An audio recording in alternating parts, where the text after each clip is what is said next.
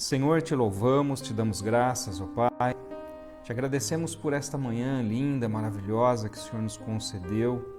E mesmo à distância, Deus, podemos interagir aqui pelas redes sociais, podemos estudar um pouco da Tua Santa Palavra. Paizinho querido, abençoa esse nosso tempo, que o Teu Santo Espírito possa falar fortemente ao coração de cada um e que nós possamos, ó Deus, ser fortalecidos por essas palavras, pela Tua Palavra, Senhor. É no nome de Jesus e que tudo seja para a honra do Pai, do Filho e do Espírito Santo. Amém. Queridos, que mais uma vez, esse assunto tem sido recorrente nos últimos dias em função da situação que nós estamos enfrentando, Há 2 semanas eu falei a respeito do sermão profético do Senhor Jesus, Mateus capítulo 24, falamos a respeito do princípio das dores. Na semana passada, nós falamos a respeito do arrebatamento em si, aquilo que a igreja aguarda. E muitas pessoas pediram para falar um pouco mais a respeito do pré-tribulacionismo, ou seja, a doutrina que afirma que a igreja não passa pela tribulação, ou que Jesus volta para a igreja antes do período da tribulação. E isso muito em função do que muitas pessoas têm disseminado ultimamente, que nós já estaríamos entrando então nesse período da tribulação, período de 7 anos, onde a igreja então passaria por essa fase, passaria por esse período, e apenas ao final Jesus voltaria para buscar a sua igreja. Bom, eu não tratei desse assunto nas nossas aulas anteriores. Tem sido levantado por algumas pessoas que estão com medo, com receio das coisas que irão acontecer, Fome, peste, guerra, as pragas que serão derramadas sobre a terra durante esse período da tribulação, aquilo que está descrito no livro do Apocalipse, por meio dos selos, das trombetas e das taças, e imaginando que talvez a igreja pudesse estar nesse período aí, Bom, então, inicialmente eu gostaria de dizer que eu não vou tratar aqui de uma forma muito aprofundada. E qual é a razão? Nós estamos numa transmissão relacionada com a Escola Bíblica Dominical. Não é um curso teológico, embora eu entendo que esses assuntos sejam importantes para que a gente possa pontuar algumas questões em relação à nossa fé, está fazendo parte do nosso dia a dia todas essas questões, Mas eu gostaria de deixar recomendado aqui para vocês a leitura desse livro aqui, do Norman Geisler. Deixa eu enquadrar aqui, eu não sei como é que está saindo aí, Norman Geisler, Teologia Sistemática. São 2 volumes, esse volume específico fala a respeito das últimas coisas, fala a respeito também da tribulação. E coloca vários pontos de vista. Eu acho interessante esse livro porque ele traz os argumentos de ambos os lados e depois ele faz uma refutação em relação a esse ponto, a essa questão. Então, eu vou trazer apenas alguns pontos aqui que eu acredito serem suficientes por hora para o objetivo nosso aqui da Escola Dominical, que é trazer uma questão mais prática, uma questão mais do dia a dia realmente, de vida cristã, mas para que nós tenhamos tranquilidade nesse momento, por isso que eu gostaria de trazer tudo isso, E a outra questão que me levantaram durante a semana as pessoas é em relação à marca da besta, de fuja para os montes e aquela coisa toda, tá?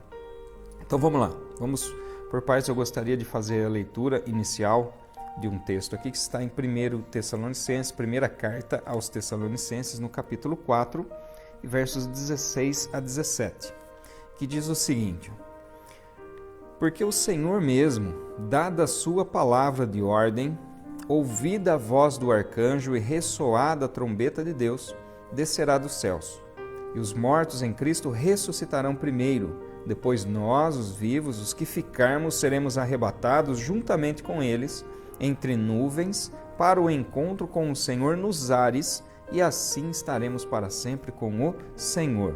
Portanto, console uns aos outros com essas palavras. Esse texto eu já havia feito a leitura numa das aulas anteriores e já havia explicado algo bastante superficial em relação às posições adotadas pela teologia no que diz respeito ao arrebatamento.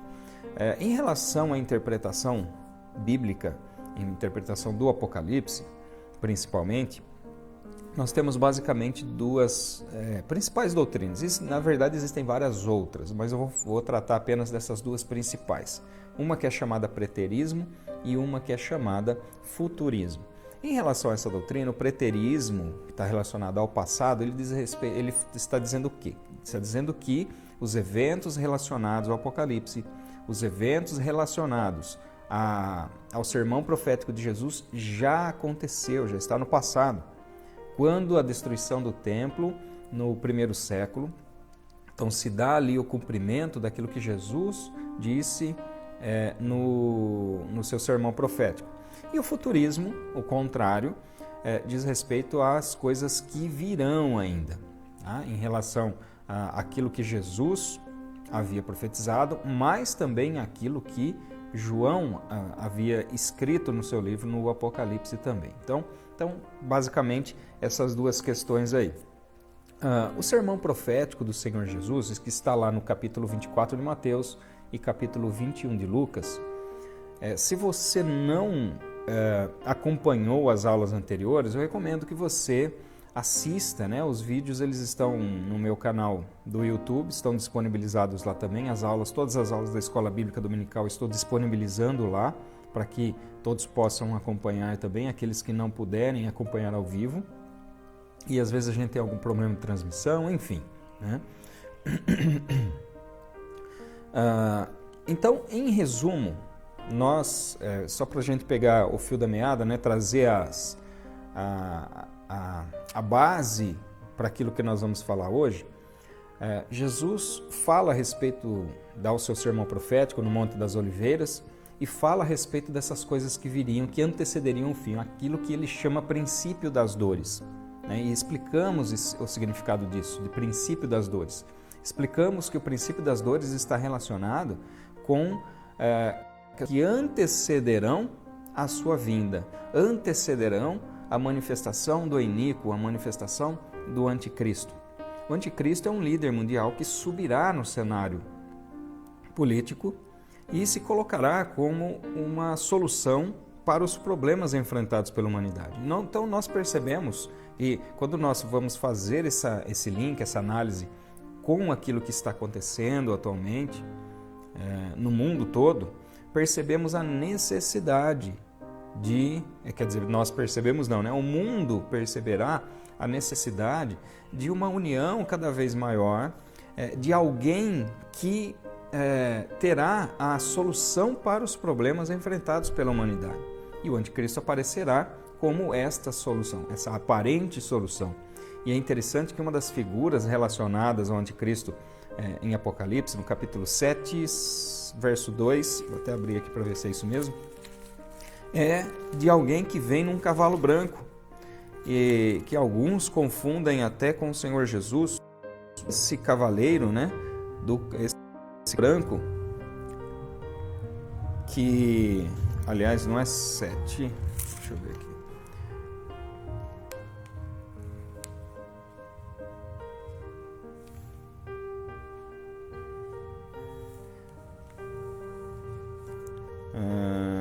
Ele está, não é aqui no capítulo 7, não. Depois eu procuro aqui, antes do final, eu falo para vocês, capítulo 6. Capítulo 6, verso 2, não 7, 2. Capítulo 6, verso 2 de Apocalipse. Fala de um cavaleiro branco, que vem num cavalo branco, e que alguns confundem com o Messias, que alguns confundem com Jesus, voltando aqui. Mas Jesus só aparece mais lá para o final do livro do Apocalipse. Nesse momento, ele aparece se fazendo passar por aquele que trará então a paz à humanidade. Então essa é a representação do cavalo branco. Ele vem para vencer. E nesse período haverá aparente paz. Então isso o mundo aguardará. E aí, na metade desse período da tribulação, então ocorre uma ruptura desse acordo de paz firmado inicialmente entre o anticristo e Israel. Eu vou fazer apenas um resumo aqui desses eventos apocalípticos, um resumo da tribulação. Então ele tem início com a escalada desse líder mundial. Será estabelecida uma aparente paz e o anticristo fará uma aliança com Israel. Na metade desse período da tribulação, ele romperá essa aliança, profanando o templo e exigindo adoração para si. Israel será cercada e salva milagrosamente. E aí, no final desse período da tribulação, com a volta do Senhor Jesus, Israel reconhecerá, então, Jesus como sendo o Messias. Então, em relação às interpretações finais do final dos tempos, da escatologia, nós temos que vários eventos são aguardados. A volta de Jesus, o arrebatamento, a volta visível do Senhor Jesus, a ascensão do anticristo, o início do período milenar. Então, todos esses eventos relacionados com o fim, eles ainda estão para acontecer. E como eu disse nas aulas anteriores, essas visões escatológicas concordam em certa medida, concordam com os fatos, o que eles divergem em relação à ordem em que esses fatos acontecem. E é aí que entra propriamente a nossa aula de hoje, que eu vou falar a respeito dessa visão pré-tribulacionista. Qual é a razão pela qual eu acredito que a igreja será arrebatada antes do período da tribulação? Então é sobre isso que nós vamos falar. E eu coloquei aqui uma forma da gente estudar esse tema. Como eu disse, existem esse livro mesmo que eu mostrei aqui para vocês, traz várias informações, várias páginas sobre esse assunto. Então, como eu disse, não dá para tratar aqui na nossa aula de Escola Bíblica Dominical de uma forma mais aprofundada, de uma forma fazendo um estudo teológico. Mas eu trouxe alguns pontos aqui e eu não vou colocar meramente a posição pré-tribulacionista, mas eu gostaria de começar colocando alguns versículos que são usados por pós-tribulacionistas e fazer a interpretação desses textos de uma forma adequada, de maneira que o texto exponha aquilo que ele realmente diz, e não de uma forma distorcida, como muitos tribulacionistas acreditam. Então, o que é o pós-tribulacionista? Pós-tribulacionista é aquele que entende que a igreja passa pelo período da tribulação e aí Jesus volta lá no final e arrebata a igreja e ao mesmo tempo já volta com a igreja. E o pré-tribulacionista é aquele que acredita que a igreja é arrebatada antes do período da tribulação. Nós falamos na aula passada a respeito do arrebatamento e a respeito das bodas do Cordeiro. Falamos a respeito do casamento. Então, um dos primeiros argumentos é exatamente esse. A tipologia apresentada pelo Senhor Jesus, não só pelo Senhor Jesus, mas pelos seus discípulos também, pelos demais escritores bíblicos, que relaciona Jesus como sendo o noivo e a igreja sendo a noiva. E essa analogia do casamento é bastante expressiva, porque vai trazer sempre a relação com a cultura judaica da época. Então, nós precisamos compreender que o texto bíblico ele está inserido dentro de uma cultura judaica. Esse abismo hermenêutico, ou abismo de interpretação relacionado com a cultura que nós vivemos hoje, uma cultura do século XXI, cultura ocidental, em contrapartida uma cultura de primeiro século da era cristã, e uma cultura oriental. Então é completamente diferente. Nós precisamos compreender aquilo que a cultura da época significava para que nós, fazendo esse paralelo, fazendo essa análise tipológica, ou seja, pegando aquilo que Jesus usa como elementos simbólicos para representar uma verdade espiritual, ou seja, elementos físicos, elementos materiais, elementos palpáveis, para representar verdades espirituais. Jesus usa aquilo que é simples para explicar algo que é um pouco mais complexo. Então, quando Jesus, por exemplo, fala a respeito da natureza, da plantação, de crescimento, da ceifa, então tudo isso era algo bastante fácil de percepção para os seus ouvintes, para aquelas pessoas que estavam ouvindo ali os seus sermões. Enquanto que se Jesus introduzisse diretamente as questões espirituais, eles não compreenderiam. O apóstolo Paulo diz que somente aqueles que são espirituais compreendem das coisas do Espírito. E somente após o derramamento do Espírito Santo é que isso foi possível realmente nós termos essa compreensão um pouco mais apurada, não pelo nosso intelecto, mas pelo testemunho que o Espírito Santo dá aos nossos corações. Então essas questões simples, uma delas é exatamente a questão do casamento. O casamento judaico, ele se dava por 3 fases, passava por 3 fases, que era a fase do contrato, a fase do noivado e a celebração do casamento em si, que era chamada de bodas, as festas. Então, quando Jesus faz essa relação, seus ouvintes entenderam perfeitamente aquilo, os elementos relacionados com esse tipo que Jesus estava falando. Então, o casamento, primeiro, era feito um contrato, e esse contrato era celebrado entre a família do noivo e a família da noiva. O noivo se apresentava e a noiva aceitava ou não. Me recordo de um texto que fala quando Eliezer vai buscar a esposa para Isaac. E chegando lá na casa de Raquel, na casa de Rebeca, perdão, a Rebeca é questionada se ela aceitaria ir ou não. E ela fala, olha, eu aceito, eu vou com ele. Ou seja, então é se apresentado, embora ele não estivesse presente lá, Isaac não estivesse presente na época, mas depois Eliezer leva então Rebeca até Isaac, mas aqui fica claro a aceitação, então, que a opinião da mulher era válida sim.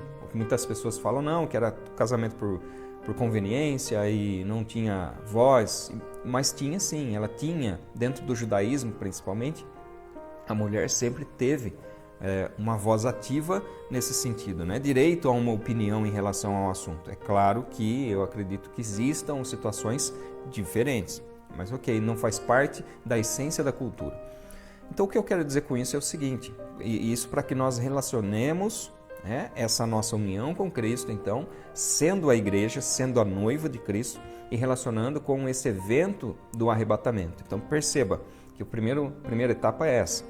Aceito as condições, aceito esse relacionamento por ambos os cônjuges, se dá então o período do noivado. E o período do noivado é caracterizado por responsabilidades mútuas entre o noivo e a noiva. O noivo tem a responsabilidade de preparar o lugar onde eles iriam, o casal iria morar. E a noiva tem a responsabilidade de se manter pura, fiel ao seu noivo e preparar ali então o seu enxoval. Perceba as analogias, perceba como isso se encaixa perfeitamente naquilo que Jesus fala a respeito da sua união com a igreja. Então, veja que Jesus ele se apresenta para nós. Nós um dia tivemos a oportunidade de aceitar isso. Foi colocado, nós temos o nosso livre-arbítrio em receber ao Senhor Jesus como nosso Salvador. A partir daí é firmado um acordo, é firmado um contrato. Esse Novo Testamento, essa nova aliança, que é firmada com base no sangue de Cristo. Cristo se ofereceu e veio a falar, você me aceita? E nós dissemos sim. A partir daí, olha o que Jesus fala lá em João, no Evangelho de João, no capítulo 14. Ele fala, eu vou preparar-vos lugar, para que onde eu estiver, estejais vós também. Então Jesus sobe aos céus para cumprir a sua parte dessa aliança, vamos dizer assim, nessa aliança de casamento que é firmada entre ele e a igreja.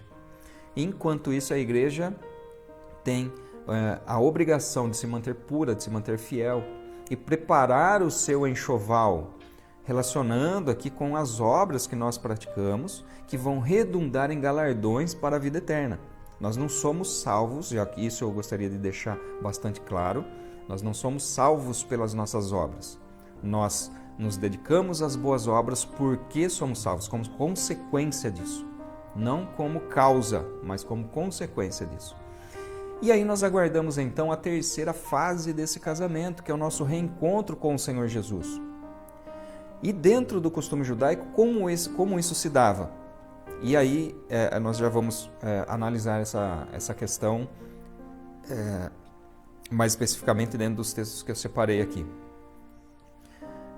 O casamento judaico dava-se da seguinte forma: quando chegava o dia do casamento, o noivo saía da sua casa como numa turma, algumas pessoas o acompanhando, tocando músicas e trombetas, e de longe a noiva ouvia que o noivo estava chegando. E aí ela se ataviava, se aprontava e saía ao encontro, se encontrava com ele no meio do caminho.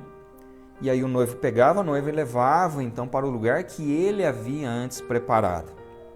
Perceba a analogia do texto que nós acabamos de ler aqui em 1 Tessalonicenses capítulo 4. O Senhor voltará, nós nos encontraremos com Ele nos ares e estaremos com Ele então para sempre. Nós vamos fazer depois, daqui a pouquinho, uma comparação entre essas questões. Mas perceba que como isso está relacionado com o nosso arrebatamento, como essa cultura relacionada ao casamento está intimamente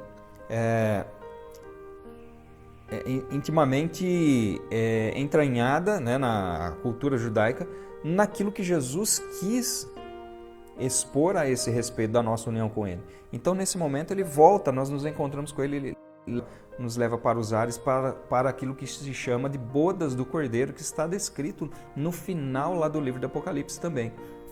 Então, essa festa tinha uma duração de 7 dias.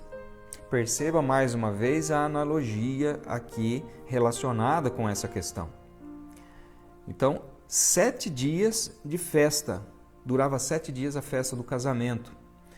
E nós estaremos com o Senhor durante 7 anos celebrando as bodas do Cordeiro. Nesse período haverá aquilo que se chama do tribunal de Cristo, né, onde nós estaremos diante dele não para a condenação desse tribunal, não para a condenação, mas para recebimento dos galardões. E logo em seguida se dá então a festa, as bodas do Cordeiro. E apenas ao final desse período dos 7 anos é que o Senhor Jesus volta aqui na terra, porque enquanto nos céus há as bodas do Cordeiro, a festa, a celebração, a terra enfrentará cataclismas, enfrentará problemas, enfrentará situações difíceis como nunca se viu antes. E ao final desse período, então, Jesus volta para estabelecer aquilo que se chama de reino milenar, ou seja, iniciar o reinado aqui na terra, o reinado terreno de 1000 anos. Então, essa questão já nos deixa bastante claro, que deixa bastante claro para nós aqui na Palavra de Deus, que Deus não reservou a igreja para passar pela ira dele. E nós vamos ler alguns outros textos aqui, talvez fique mais clara essa questão. Mas eu gostaria de começar então com 2 argumentos que normalmente são usados por aqueles que rejeitam esse arrebatamento secreto, rejeitam o arrebatamento da igreja antes do período de tribulação. E o primeiro deles diz respeito a que é uma doutrina que tem objetivos espúrios, de colocar medo nas pessoas. Olha, esse é um argumento bastante frágil, bastante fraco, a bem da verdade, porque o próprio Senhor Jesus falou várias vezes a respeito do inferno. O próprio Jesus falou a respeito daqueles que serão lançados no lago de fogo, certa vez. A Bíblia apresenta isso. Então, como que uma doutrina pode se omitir em relação ao julgamento, em relação ao juízo, e falar apenas das boas novas? Eu acho interessante o seguinte: claro que as boas novas da vinda do Senhor Jesus e da salvação, isso é a essência da obra de redenção do Senhor, da obra de redenção divina. para as nossas vidas. A essência é as boas novas, são as boas novas, é o Evangelho da graça, que todas as pessoas têm a possibilidade, então, de alcançarem a salvação por meio do Messias, por meio do Senhor Jesus. Mas como disse certa vez, ninguém pode usufruir dos benefícios das boas notícias sem antes ter uma consciência das más notícias. E ele continua dizendo o seguinte, que ninguém pode receber de fato a graça de Deus na sua vida, ou os benefícios daquilo que Deus tem para nós nesse caminho, sem antes ter uma profunda decepção consigo mesmo. Porque quando o Espírito Santo entra, ele confronta tudo aquilo que é impuro, tudo aquilo que é injusto, tudo aquilo que é mentiroso, tudo aquilo que provém do diabo. Então, nesse confronto, a nossa natureza humana é confrontada com a santidade divina. Então, por isso que o autor dessa frase diz que é necessário uma profunda decepção consigo mesmo para que você possa compreender a natureza dos benefícios da graça de Deus para as nossas vidas.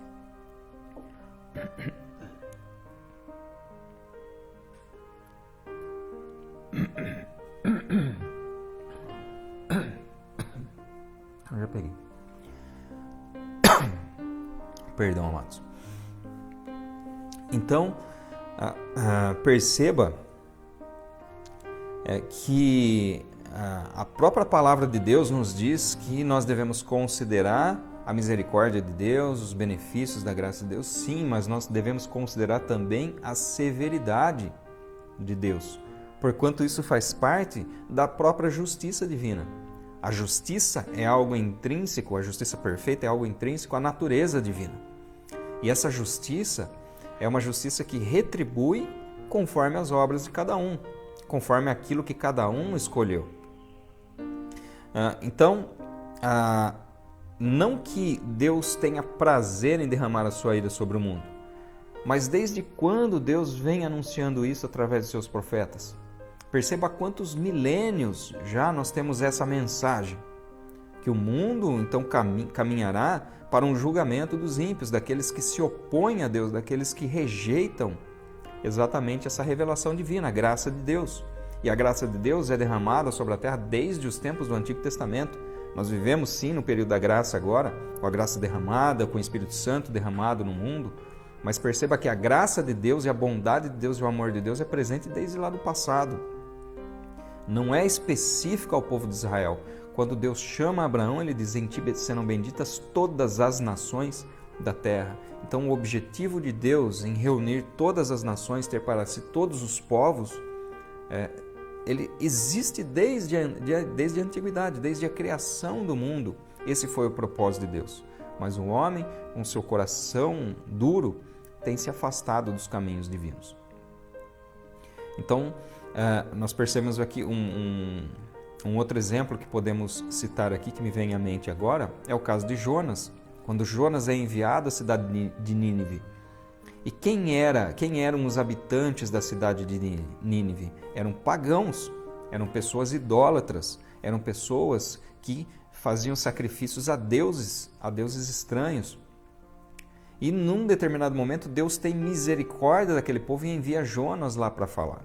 Não vamos entrar aqui nos detalhes, né, de Jonas, né, porque ele foge primeiro, ele não quer ir levar a mensagem, porque para ele era melhor que todos fossem destruídos ali. Tanto que no final ele se assenta lá, como se diz lá, de camarote e fica assistindo ali para ver literalmente o fogo descer dos céus sobre a cidade. Mas o que acontece? O povo se arrepende, o povo se converte, o povo declara um jejum nacional. E Deus então tem misericórdia e salva aquele povo. Isso é a graça de Deus sendo manifesta também naqueles que buscam a Deus, naqueles que se arrependem. Veja que a mensagem de arrependimento é uma mensagem que segue desde o início, desde os profetas. Vem essa mensagem de arrependimento. Quando João Batista começa a sua mensagem, a sua pregação é essa: arrependei-vos. Quando Jesus inicia o seu ministério, a palavra de ordem é essa: arrependei-vos. quando da descida do Espírito Santo e Pedro se coloca à frente da multidão para pregar ali, a palavra é essa: arrependimento, arrependei-vos. Então essa tem sido a mensagem. Deus tem colocado à disposição esses caminhos, nós temos um livre-arbítrio de escolher por qual caminho seguir. Então, como desde lá do passado, eis que coloco diante de vós a bênção e a maldição. Escolham, pois, a bênção. Então Deus mostra os dois caminhos.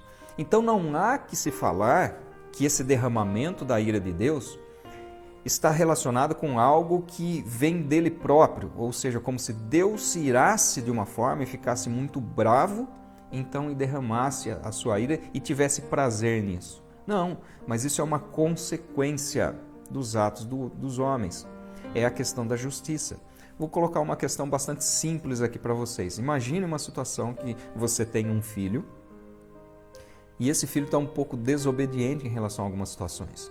E aí, de repente, você fala para ele, fala: olha, filho, é o seguinte, se você obedecer, você vai ter esses benefícios comigo.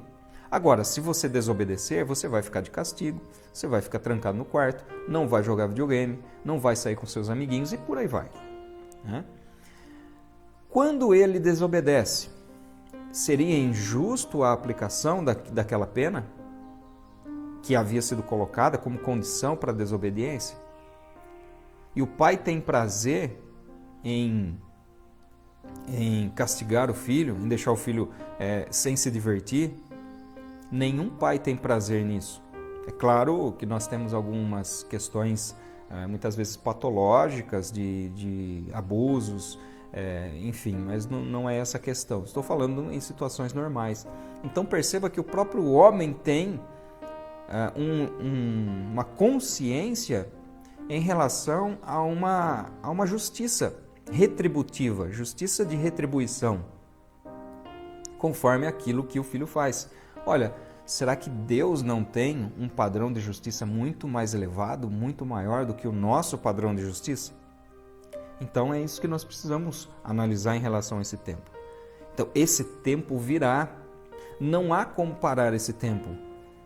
Algumas pessoas falam: olha, vamos orar para que Deus não derrame da sua ira. Não adianta orar para que Deus não derrame da sua ira sobre o mundo, porque isso já está programado. Isso irá acontecer, faz parte do plano de redenção. Agora a questão é: quanto tempo para que isso aconteça? Quanto tempo para que esse tempo chegue, esse tempo do fim chegue, a igreja seja arrebatada e a ira de Deus caia então sobre a terra? Nós não sabemos. Essa é a questão da iminência da volta do Senhor Jesus. Da iminência, ou seja, a qualquer momento. Charles Spurgeon disse certa vez que nós aguardamos a volta do Senhor. Nós não sabemos se será daqui 10 anos, daqui 1 ano. Quisera que fosse nesta noite. Ou seja, a igreja deve estar preparada para se encontrar com o Senhor a qualquer momento. Perceba que os sinais relacionados com o tempo do fim são como um alerta para que as pessoas possam acordar nesse período. São como um alerta para que as pessoas possam despertar desse sono. É isso que a Bíblia diz: desperta tu que dormes. E veja quantos sinais Deus permite que venha sobre o mundo para que as pessoas possam despertar para a vida espiritual, para a realidade espiritual. As pessoas têm brincado de ser cristãos, têm brincado com Deus, não têm levado a sério a sua vida espiritual, não têm levado a sério a sua vida com Deus. E Deus tem demonstrado, ou melhor, tem dado possibilidades para que as pessoas possam ser despertadas. Que a Bíblia fala que nós somos do dia, nós não somos mais da noite, nós somos do dia. Então a noite não pode mais nos pegar de surpresa. E nós precisamos estar preparados para esse encontro, para esse momento. Assim como a noiva lá no casamento.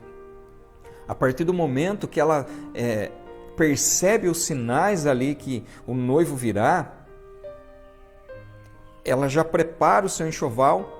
Veja que na parábola das 10 virgens, as virgens que acompanham a noiva, Elas já estão ali sobre aviso, fala a qualquer momento o noivo pode vir.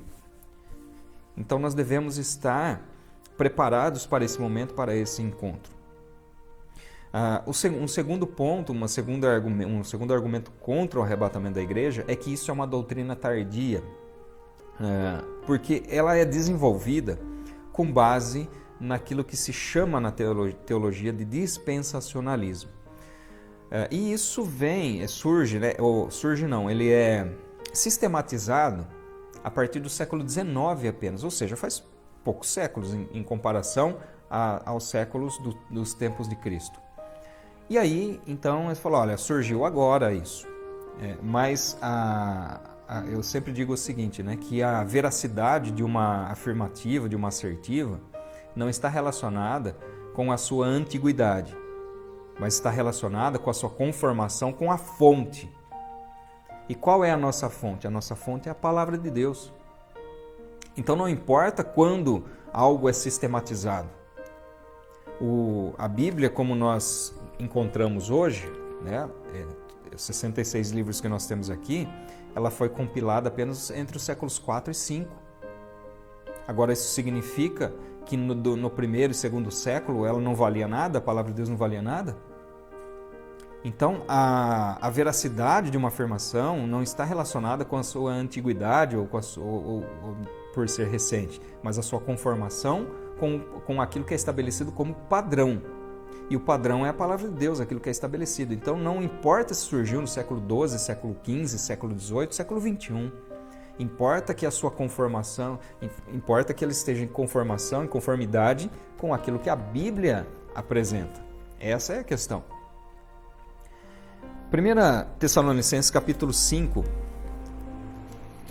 eu vou ler aqui alguns versículos, do verso 1 ao 9. Olha só o que ele diz aqui. E é interessante que as cartas aos Tessalonicenses são bastante usadas nesse contexto da escatologia, porque existia uma dúvida muito grande entre os crentes de Tessalônica no que diz respeito exatamente à nossa união com Cristo e ao arrebatamento. Perceba que a dúvida não é em relação ao dia do Senhor propriamente. Eles têm dúvida sim num tempo, quando nós percebemos aqui que eles estavam inquietos em relação à volta do Senhor, imaginando que Jesus já tinha voltado e as pessoas já tinham subido e eles tinham ficado. Essa era a preocupação. E Paulo então escreve a eles, confortando eles. Por isso que ele fala no final aqui do capítulo 4, verso 18, portanto, consolem uns aos outros com essas palavras. Falando, não, Jesus, a nossa união antecederá o derramamento da ira do Senhor. Mas vamos lá. Irmãos, capítulo 5. Irmãos, no que se refere aos tempos e às épocas, não há necessidade que eu lhes escreva, porque vocês sabem perfeitamente que o dia do Senhor vem como ladrão à noite. Quando andarem dizendo paz e segurança, eis que lhes sobrevirá a repentina destruição, como vêm as dores de parto à mulher que está para dar à luz, e de modo nenhum escaparão. Então, olha só o que ele está falando aqui. Ele está falando em relação ao dia do Senhor. O que é o dia do Senhor? O dia do Senhor é o dia da ira, do derramamento da ira, e de nenhum modo escaparão. Perceba a conjugação do verbo aqui. Ele está colocando primeiro, está no futuro, e está na terceira pessoa. Eles não escaparão. Mas vamos lá. Mas vocês, agora ele faz um ponto de transição. Mas vocês, irmãos. Então olha só esse mas fazendo esse ponto de transição e contradição, contrapondo aqui a narrativa anterior com essa agora. Mas não estão em trevas. Para esse dia os apanha de surpresa como ladrão, porque vocês todos são filhos da luz e filhos do dia. Nós não somos da noite nem das trevas. Assim, pois, não durmamos como os demais. Pelo contrário, vigiemos e sejamos sóbrios. Ora, os que dormem, é de noite que dormem. E os que se embriagam, é de noite que se embriagam. Nós, porém, que somos do dia, sejamos sóbrios, revestindo-nos da couraça da fé e do amor e tomando como capacete a esperança da salvação. E aí vem o verso 9, né, para fechar e deixar bastante clara essa questão. Porque Deus não nos destinou para a ira, mas para alcançar a salvação mediante nosso Senhor Jesus Cristo. E aí ele segue na sua narrativa, né? E eu já gostaria de emendar com a leitura de um outro texto que está na segunda carta aos Tessalonicenses, no capítulo 2 e os primeiros 3 versículos, que diz o seguinte: Irmãos, no que diz respeito à vinda de nosso Senhor Jesus Cristo e à nossa reunião com Ele, pedimos que vocês não se deixem mover facilmente de seu modo de pensar, nem fiquem perturbados, quer por espírito, quer por palavra, quer por carta, como se procedesse de nós, dando a entender que o dia do Senhor já chegou. Então, olha só, fala de 2 coisas aqui. Eles estavam preocupados com a sua reunião com Cristo e imaginando que o dia do Senhor já havia começado, porque havia muita perseguição ali contra os cristãos. Então, o sermão profético de Jesus disse que eles seriam perseguidos. Mas perceba que essa perseguição se prolonga ao longo de todos os séculos até os dias de hoje. Nós temos uma relativa liberdade, né? Nós temos uma liberdade religiosa no Brasil, não uma relativa liberdade. Mas em muitos países pessoas são mortas, cristãos são mortos por professar a fé cristã. Até os dias de hoje. Então perceba que essa perseguição continua. Então eles estavam preocupados em relação a isso. Olha, nós estamos perseguidos, será que Jesus já voltou e já começou o dia do Senhor? E Paulo vai escrever exatamente em relação a isso, vai confortá-los nesse sentido, falando, não, o dia do Senhor não começará antes que haja a nossa união com Ele. Na sequência, verso 3, ninguém de modo nenhum os engane, porque isto não acontecerá sem que primeiro venha a apostasia. Então isto, né, ninguém de modo nenhum nos engane, isto não acontecerá. Isto o quê? O dia do Senhor. Então ele está falando do dia do Senhor, derramamento da ira. O derramamento da ira sucede a apostasia e a manifestação do homem da iniquidade. Então é como se Paulo estivesse dizendo o seguinte, falou, olha, o dia do Senhor, antes que o dia do Senhor venha, é necessário que haja apostasia e é necessário que haja a manifestação do iníquo. Por isso não se preocupem, porque a nossa união com Ele se dará antes desse período. É isso que o texto bíblico está dizendo aqui, é isso que Paulo está dizendo. O que gera bastante confusão é que algumas versões, e talvez seja a versão que você esteja usando aí na sua casa, no verso de número 2, no final, vai aparecer dia de Cristo. E por que essa confusão?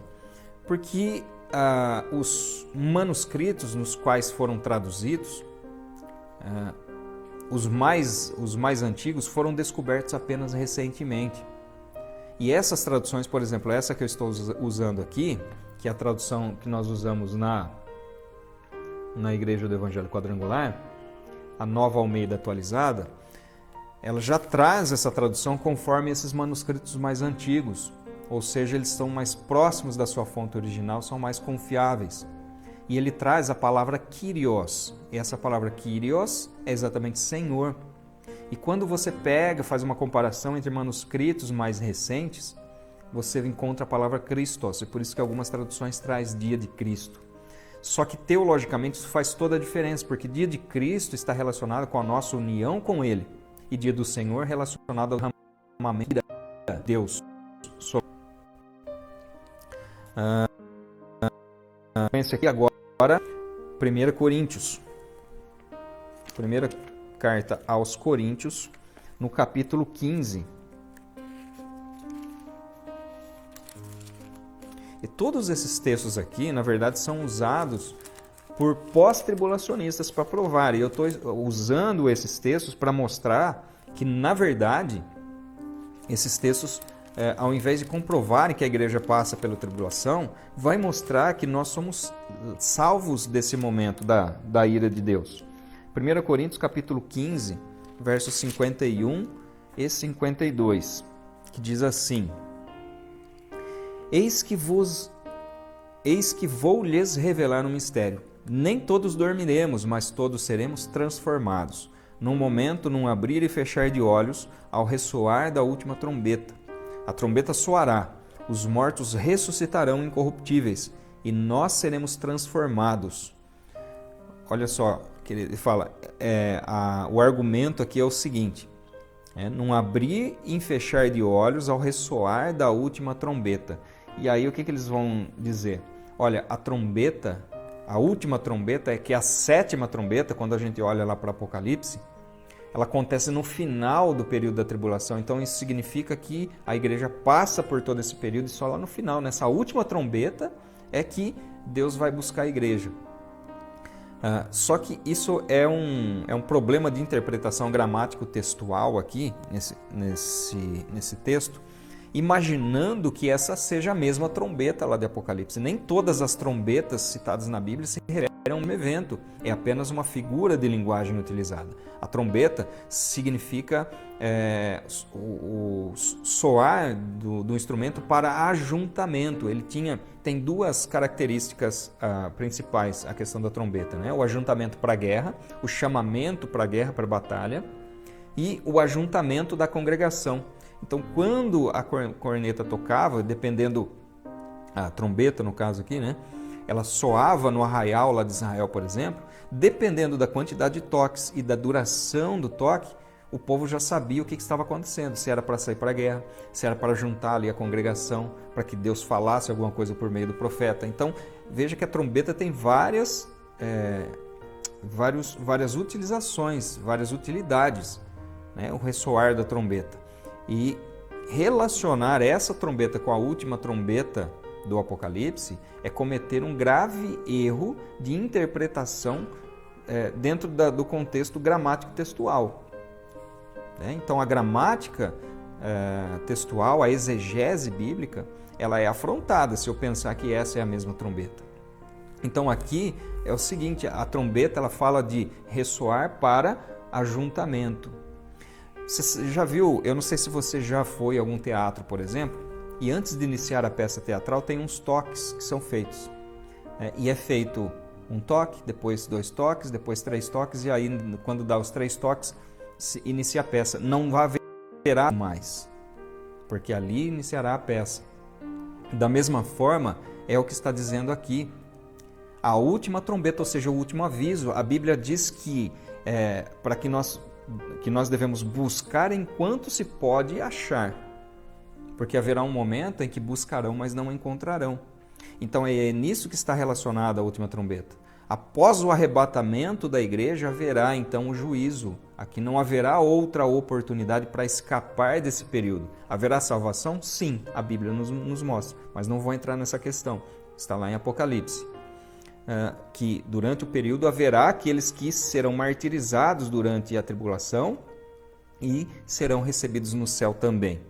Mas essa última trombeta está relacionada ao último aviso antes que o derramamento da ira de Deus recaia sobre a terra.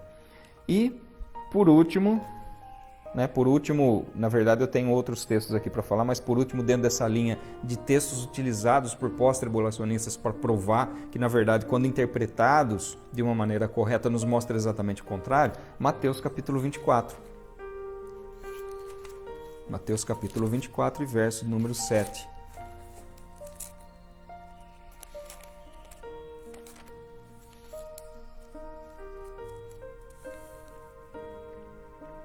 (24:27), que diz assim: porque assim como o relâmpago sai do Oriente e brilha até o Ocidente, assim será a vinda do Filho do Homem. Então, o que eles usam para falar? Falar, olha, vai ser algo visível. Assim como o relâmpago que sai do Oriente e se mostra no Ocidente. Ou seja, algo que todos verão. E, de fato, está relacionado realmente com a volta do Senhor Jesus.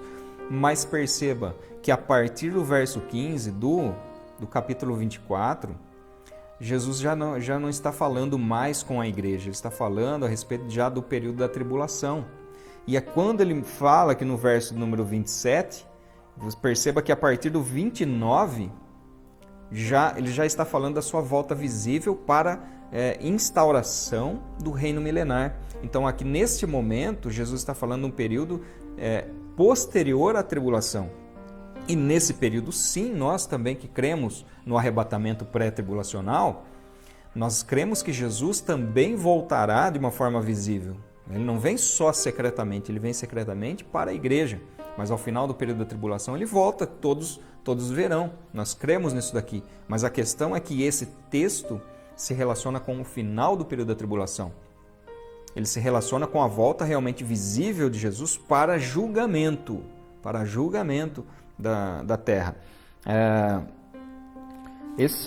A questão da iminência, né? Eu estava falando a respeito dessa doutrina tardia, mas nós percebemos, e eu acabei esquecendo de comentar algo,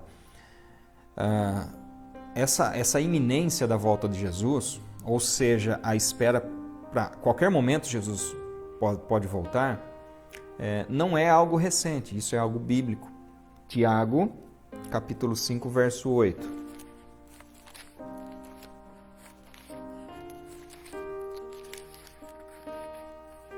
Tiago 5, 8.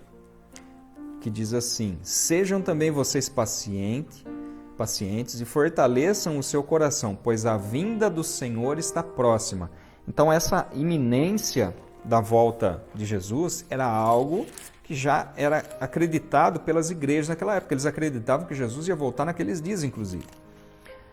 Agora, se Jesus deveria ter sido muito mal compreendido ou se expressado muito mal, né? Caso eles não tivessem compreendido absolutamente nada do que Jesus tinha falado. Então, está dentro dos ensinamentos de Jesus essa iminência, ou seja, a volta a qualquer momento. Olha o que o apóstolo Pedro fala, segunda carta do apóstolo Pedro, no capítulo 3, versos 10 e 11. Porém, o dia do Senhor virá como ladrão. Naquele dia os céus passarão com grande estrondo e os elementos se desfarão pelo fogo. Também a terra e as obras que nela existem desaparecerão. Uma vez que tudo será assim desfeito, vocês devem ser pessoas que vivem de maneira santa e piedosa, esperando e apressando a vinda do dia de Deus. Por causa desse dia, os céus incendiados serão desfeitos e os elementos se derreterão pelo calor. Então aqui mais uma vez falando a respeito do dia do Senhor, do dia do julgamento, do dia da ira de Deus, como algo que acontecerá subitamente, como o ladrão da noite, né? Ou seja, ninguém espera um ladrão, né? As pessoas são surpreendidas, obviamente, né? Se esperasse, ele não teria sucesso no seu empreendimento. Então é dessa forma que a palavra de Deus nos coloca a questão da iminência. Então eu gostaria agora de fazer um comparativo, né? E eu gostaria de dizer que o pessoal que está me acompanhando no Instagram, o Instagram ele tem uma limitação de tempo, né? De 1 hora de live, né? Então eu creio que daqui a pouquinho ele vai cair aqui a nossa live aqui do Instagram, mas se não der tempo, porque eu gostaria de encerrar essa questão, né? Não temos muita mais coisa ainda para falar, mas eu gostaria de encerrar essa questão aqui, e aí você pode me acompanhar no Facebook, que aí no Facebook a transmissão ela continuará, tá? Então, fazendo uma comparação entre o arrebatamento e a segunda vinda de Jesus, ou seja, lembrando que o arrebatamento faz parte também da segunda vinda, só que essa segunda vinda se dá em 2 fases. A primeira fase, quando Jesus vem buscar a igreja, e a segunda fase, quando ele vem de forma visível. Perceba a diferença. No caso do arrebatamento, Jesus vem para os seus santos, encontra com ele nos ares e leva para os céus. Isso está 2 Tessalonicenses 2:1, 1 Tessalonicenses 4:17 e João, Evangelho de João, capítulo 14 e verso 3. A vinda visível de Jesus. E somente os crentes o veem, né? Somente os crentes o veem. Ele vem para os seus santos, 2 Tessalonicenses 2:1. Todos os crentes o veem, ele encontra nos ares e leva para os céus. A vinda pessoal de Jesus, todos verão, ele vem com os seus santos, ele pisa na terra e vem para estabelecer o seu reino milenar. Então perceba, é completamente diferente. Se nós estivéssemos falando de um mesmo evento, nós teremos problemas aqui de interpretação, porque eles se contradizem. né? Então nós estamos falando de dois eventos distintos. É claro que existe uma explicação do pós-tribulacionismo para isso, que diz que isso acontece de forma simultânea. Então a igreja é arrebatada e ao mesmo tempo volta com o Senhor para a terra, né? Num mesmo instante, num mesmo momento. Ou seja, é claro que Deus é poderoso para fazer todas essas coisas, mas não é isso que a narrativa bíblica nos aponta, né? Pelas tipologias, pelas analogias que ele faz. Então aqui fica claro que é um evento distinto. Isso você vai encontrar onde? Olha só, Apocalipse capítulo 1, verso 7, Judas, versículo 14, Zacarias capítulo 4, verso 4, Atos capítulo 1, verso 1 e Apocalipse capítulo 19 e versículo de número 14. E partindo já para o encerramento da nossa aula, eu gostaria de fazer a leitura de 3 textos aqui para vocês, que eu espero que mesmo que de uma forma rápida, de uma forma superficial, eu tenha conseguido transmitir algo aqui a respeito, né, dessa posição pré-tribulacionista e de que forma ela se ampara na palavra de Deus na Bíblia. O que eu li para vocês aqui foi Bíblia, não foi texto doutrinário, foi Bíblia, embora eu recomendo outros textos também para leitura. Mas que nós precisamos ter confiança naquele que prometeu. Ele prometeu isso, ele prometeu a redenção, ele prometeu a salvação. Ele prometeu nos livrar desse período da ira. E é nisso que nós precisamos colocar a nossa confiança. Aliás, eu postei ontem um vídeo lá no YouTube falando disso, né? Onde está a sua esperança? E aqui no finalzinho da live, eu vou colocar aqui o link na live aqui do Facebook. Né? Vou copiar o link ali, eu coloco aqui antes de encerrar a live, se alguém quiser acompanhar. Então, onde está a nossa esperança? Né? Lamentações, eu faço menção de Lamentações, capítulo 3, verso 21. Né? Nós trazermos à memória aquilo que nos dá esperança. Né? E o que é que nós temos de memória? O que é que nós temos de experiência que pode nos dar esperança? É exatamente a nossa união com Cristo e a sua promessa de que um dia ele voltará para nos buscar, nos livrando dessa ira que irá vir sobre a terra. É isso que eu quero ler aqui agora esses 3 textos. Apocalipse capítulo 3 e verso de número 10. Olha só o que está escrito. Nisto são manifestos os filhos de Deus e os filhos do diabo. Todo aquele que pratica... Opa, estou lendo 1 João aqui, não estou lendo Apocalipse. Mas faz sentido também, hein? A diferença entre os filhos de Deus e os filhos do diabo. Mas Apocalipse 3:10 diz assim, ó, você guardou a palavra da minha perseverança, por isso também eu o guardarei da hora da provação que há de vir sobre o mundo inteiro para pôr à prova os que habitam sobre a terra. Então, olha, eu o guardarei da hora da provação. Alguns falam assim, olha lá, Sadraque, Mesaque, Abednego foram salvos na tribulação. Então assim nós seremos também. Olha só que interessante. Esse argumento serve para confrontar exatamente aquilo que eles alegam. Salvou na fornalha. O texto é muito claro aqui. Ele salvará da hora da provação, da hora da ira.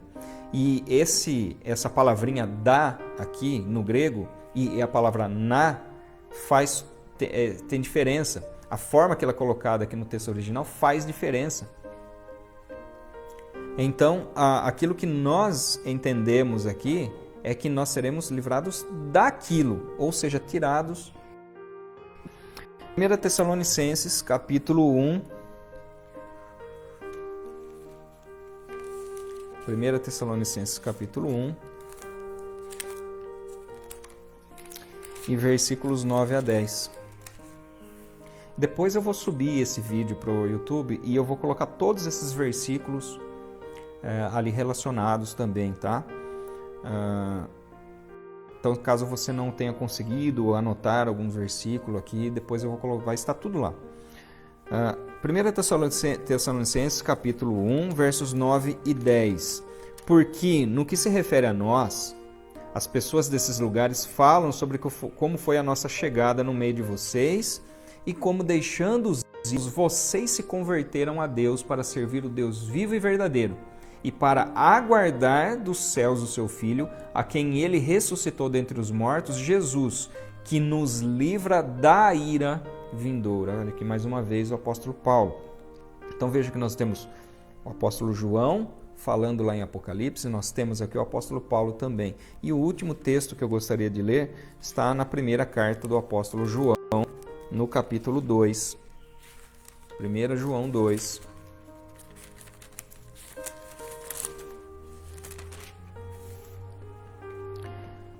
Capítulo 28, versículo 28, e nós vamos ler até o capítulo 3, versículo de número 2. Diz assim: E agora, filhinhos, permaneçam nele, para que quando ele se manifestar, tenhamos confiança e não sejamos envergonhados, tendo de nos afastar dele no dia da sua vinda.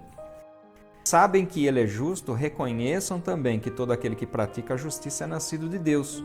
Vejam que grande amor o Pai nos tem concedido a ponto de sermos chamados filhos de Deus. E de fato, somos filhos de Deus. Por essa razão, o mundo não nos conhece, porque não o conheceu. Amados, agora somos filhos de Deus, mas ainda não se manifestou o que haveremos de ser. Sabemos que quando ele se manifestar, seremos semelhantes a ele, porque haveremos de vê-lo como ele é. Queridos, olha só. Quando ele se manifestar, nós seremos diferentes. Quando ele se manifestar, nós seremos semelhantes a ele, porque nós veremos como ele é. Nós seremos levados ao encontro do Senhor nos ares, seremos transformados. E é nisso que a nossa fé, que a nossa esperança, ela deve se pautar. Nós não devemos ficar preocupados com o destino do mundo. Porque o apóstolo João diz aqui que o mundo não o conheceu, mas nós fomos filhos de Deus. Jesus veio para o que são seus, mas os seus o rejeitaram. E a todos aqueles que o receberam, a estes foi dado o poder de serem feitos, de serem chamados filhos de Deus. E nós, como filhos de Deus, devemos andar na luz e ter esperança nas promessas que Ele nos deu, na promessa de que Ele voltaria para nos buscar. Amém? Que Deus abençoe. Em nome de Jesus, eu gostaria de encerrar essa aula também com uma oração. E logo em seguida eu coloco aqui nos comentários dessa live o link lá para o vídeo, caso vocês queiram ali acompanhar também. Amém? Senhor, nós louvamos, te agradecemos. Eu oro, Senhor, a favor de cada um dos nossos irmãos que nos acompanharam nesta transmissão, nesta aula. Paizinho querido, em nome do Senhor Jesus, que tudo sejas, Pai, para a tua honra e tua glória, que esta palavra seja motivo de ânimo, razão de esperança desses momentos tão difíceis que nós enfrentamos, mas que temos a certeza que tudo está dentro do teu propósito, Senhor. O Senhor provê mecanismos para que nós nos aproximemos cada vez mais do Senhor. E um dia nós temos essa esperança de que um dia nós estaremos com o Senhor para sempre, ó Deus. Jesus abençoa, livra, Senhor, todo mundo, todas as pessoas, todos os nossos irmãos, livra-nos de todos os males. Livra, Senhor, a nossa família, a nossa casa. Livra-nos, ó Deus, de todas essas tragédias, de todas essas doenças, da contaminação, do contágio, ó Deus, porque o Senhor é poderoso, o Senhor é todo poderoso e nós cremos no teu poder, ó Pai. Em nome do Senhor Jesus é que eu oro, te peço e agradeço em nome de Jesus. Amém. Queridos, Deus abençoe, fiquem todos na paz.